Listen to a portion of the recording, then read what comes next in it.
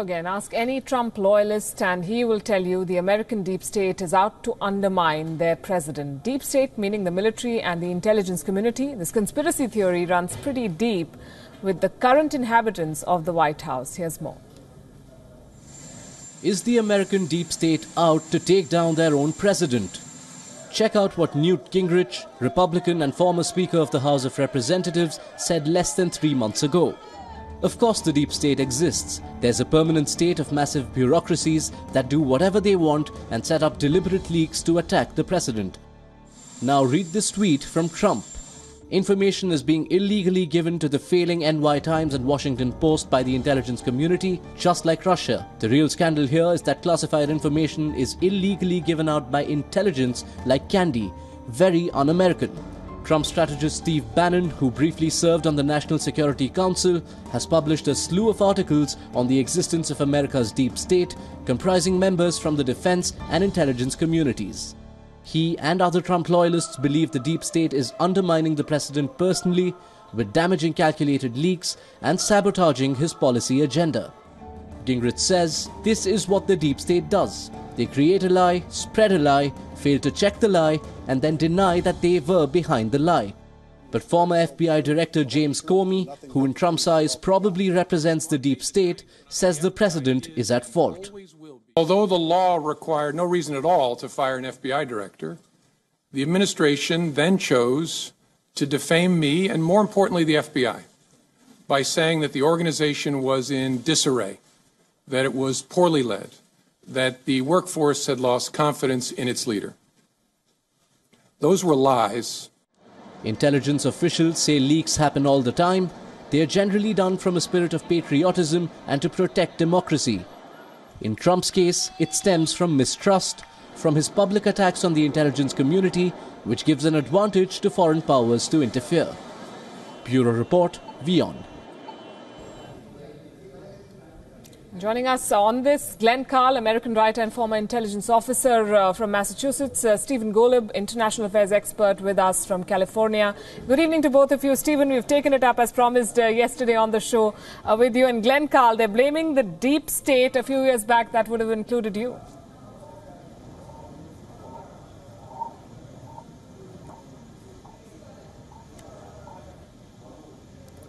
Glenn, if you can hear my voice, the White House is blaming the situation on what they call the deep state, the military and the intelligence community. Right. And you were part of it some time back, so you can probably shed some light on it.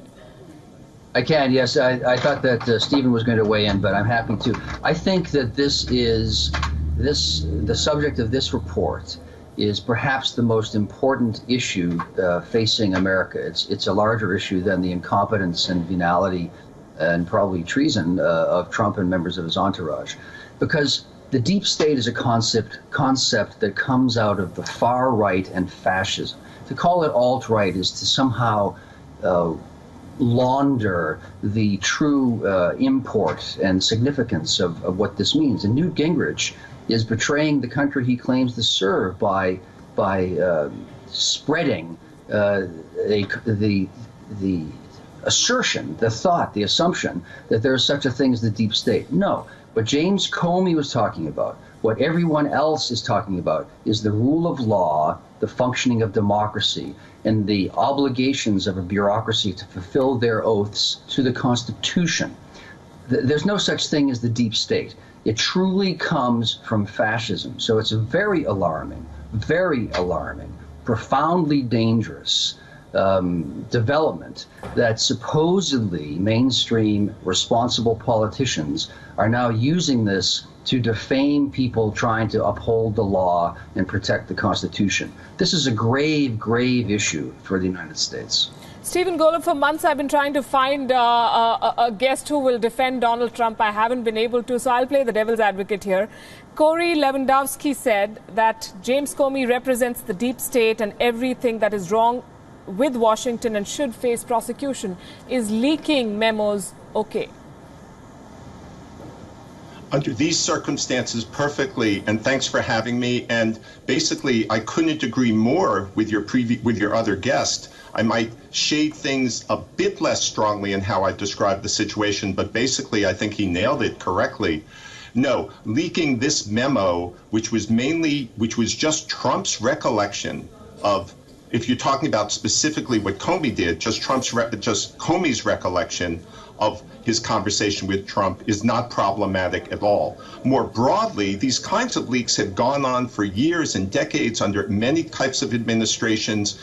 If it's classified information, it can be problematic. But even then, it's also part of what informs an open democratic society to let people know what's going on inside the government. Sometimes leaks occur for self-interested purposes on the part of government officials, but even then, basically, it's a good way of keeping information flowing, and unless it betrays classified information that undermines our national security, it's often a very good thing.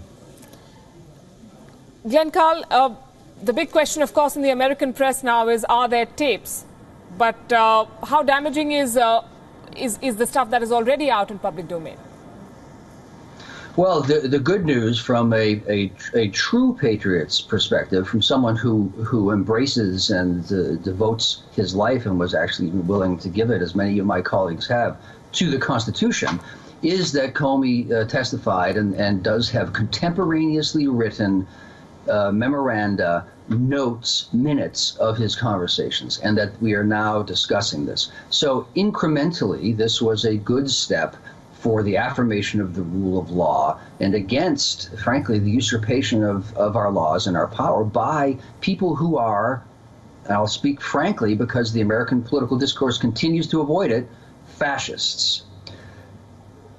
Nonetheless, the alarming fact is that our system is so designed that it is virtually impossible to remove a president, even who has been convicted of crimes, unless he is impeached and then removed by the Congress. And Congress, controlled by the Republicans, has shown virtually zero willingness to uphold their oaths, and rather they are protecting Trump because that protects their party, which allows them to advance, they think, their agenda, which fundamentally is to cut taxes for the wealthy. It's shocking what is happening to my country. I'm sorry to be vehement about this, but this is, as I've said over and over and over, the gravest crisis facing the United States since 1861.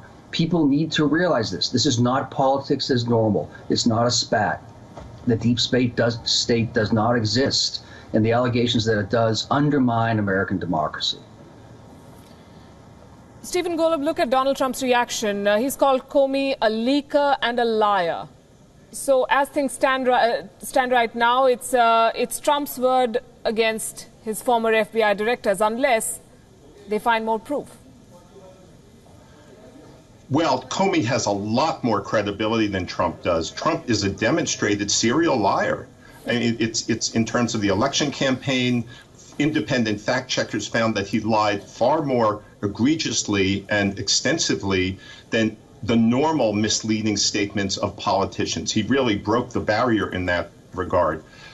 To put Comey's testimony in context, though, there are two very important things to remember. First of all, view this as one building block in what may well be a political and legal case that's accumulating that will accumulate over the course of months and years against Trump.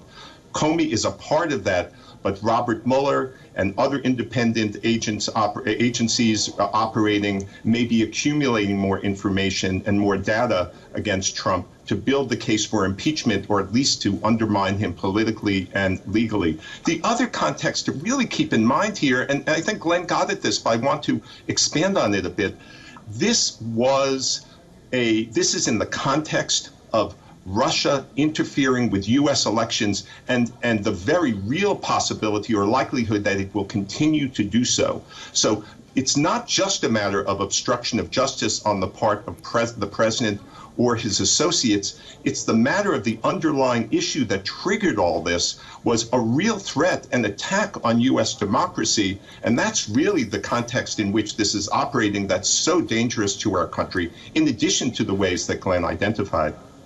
Right. The knives are out. This is a developing story. Thanks very much, Stephen Golub and Glenn Carl, for joining us and for weighing in on this. And with that, it's a wrap on the show as well. Thanks very much for joining us here on Gravitas. The news continues on WION.